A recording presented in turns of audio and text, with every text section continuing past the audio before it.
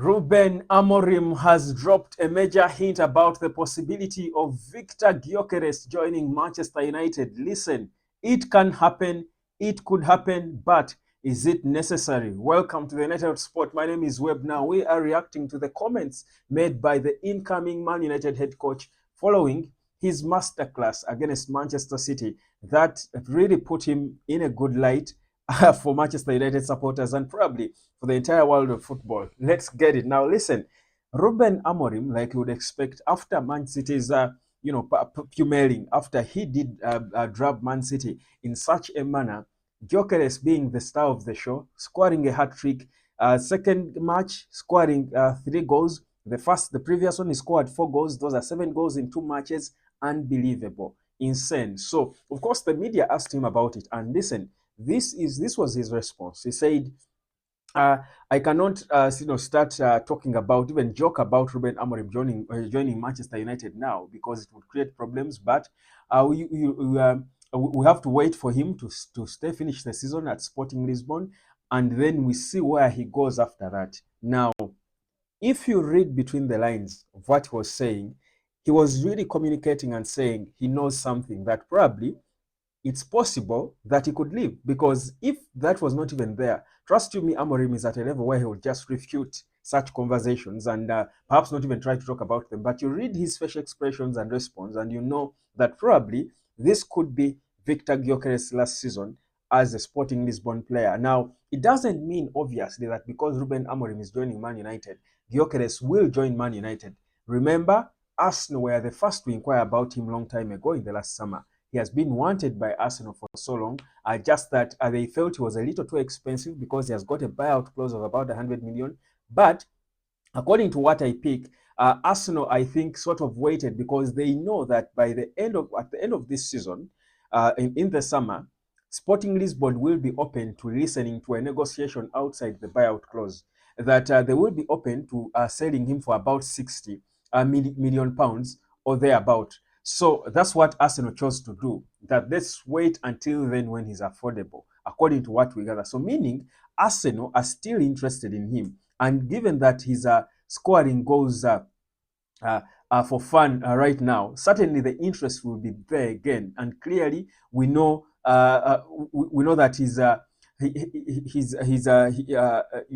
a top striker who certainly can solve most of the problems for all the big clubs that are looking for strikers. So I think there could be a competition for him. There should be, I think, a bidding war for him with several clubs, big clubs around Europe. And it's not even just Arsenal and Man United. Several other big clubs will certainly want him. Currently, the contract he has got with Sporting Lisbon runs out in 2028. So it's still a long contract he's got. But like I said, whereas he has got a big buyout clause, they are open to letting him go for less in the coming summer. And they know certainly after the departure of Ruben Amorim, he certainly also want to go. But even Sporting Lisbon is mostly a development club where they develop players and sell them for a big fee and make profits. So they know that. But question is, should VIKTOR GYOKERES be considered now for Manchester United ahead of Rasmus Højlund? Listen, we're talking a guy who has scored 24 goals in 17 games. It's insane. It's crazy. It's mad. It's crazy. In the Champions League, he has scored 5 goals in 4 matches. That's in the Champions League, assisted once. Then in the Portuguese league, he has scored 16 goals in 10 matches and assisted once. He's a beast. He's a more mature player. He's 26. He's certainly a top bowler. He's a top striker. I keep talking about how I like him, and I see shades of Luis Suarez in him. No doubt about that.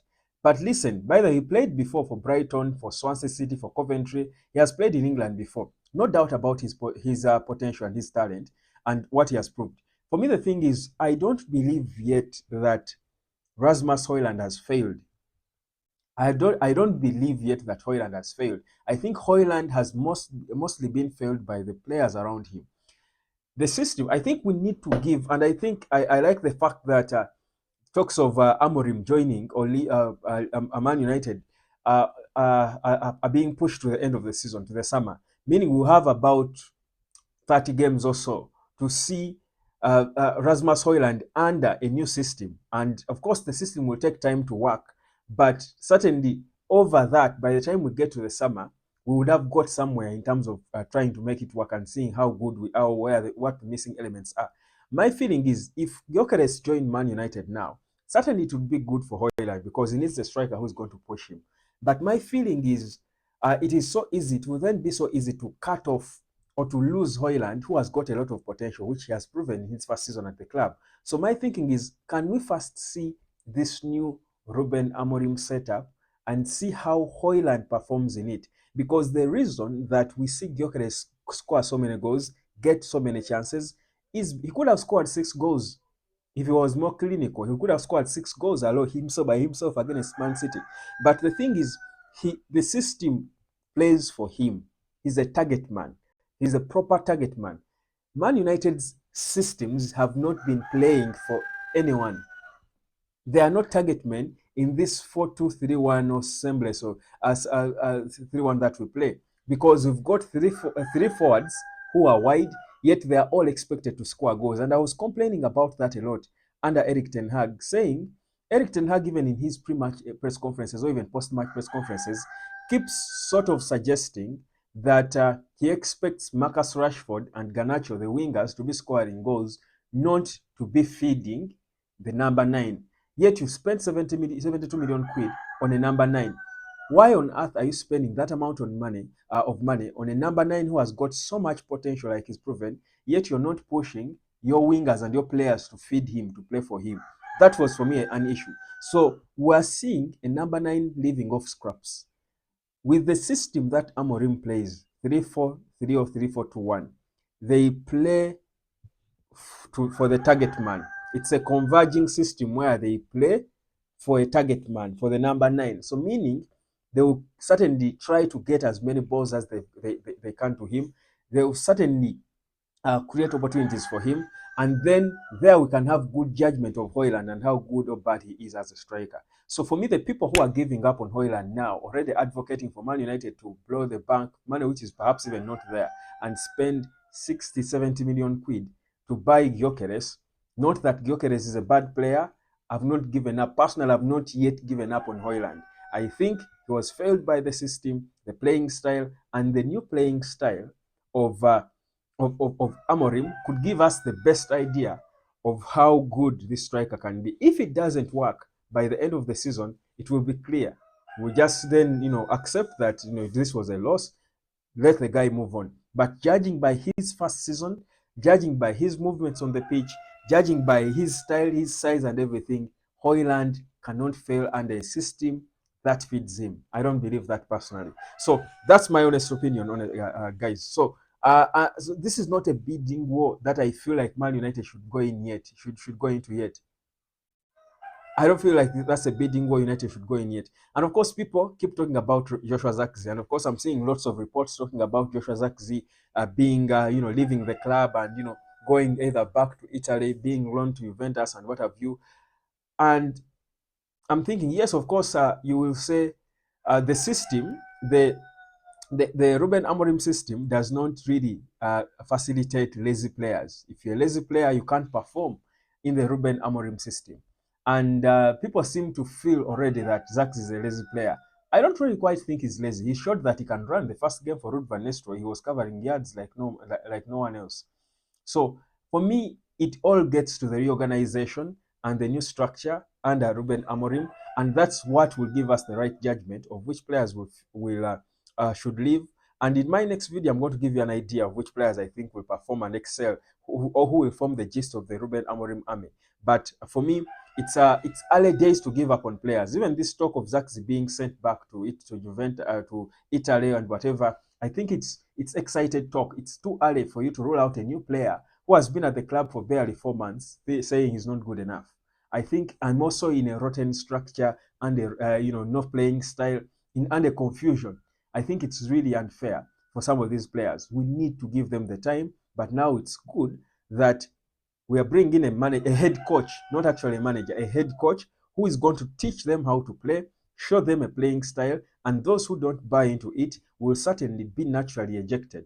They'll probably put in the transfer requests themselves saying, this is not a setup I can fit in. So it's good times ahead, fam. I think we've got every reason to be positive and know that something is going to change. I'll tell you, there are players in this Man United who will certainly excel beyond anyone's expectations under Ruben Amorim. But there are also players who are going to fail badly and make way for the youngins to come in and step up. So it's going to be a beautiful phase. And listen, it's just 4 days away. It's just 4 days away, guys. And I think we can be patient for 4 days and get an idea of what the new man in charge is going to do with this bunch of nobodies, you can call them, but that we have not really given up on, because like I've been saying, I honestly don't think Sporting Lisbon has got a better quality than Manchester United.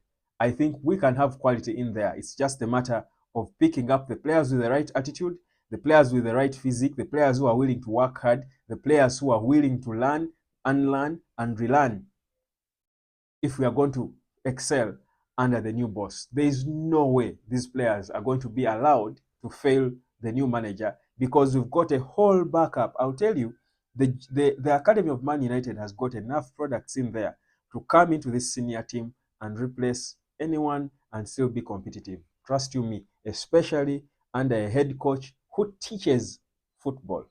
My name is Webb. Like, share, and subscribe. The new era is beginning. You got a hint about it last night. Trust you me, it is coming. Be patient, fam. Be patient, all right? Be patient.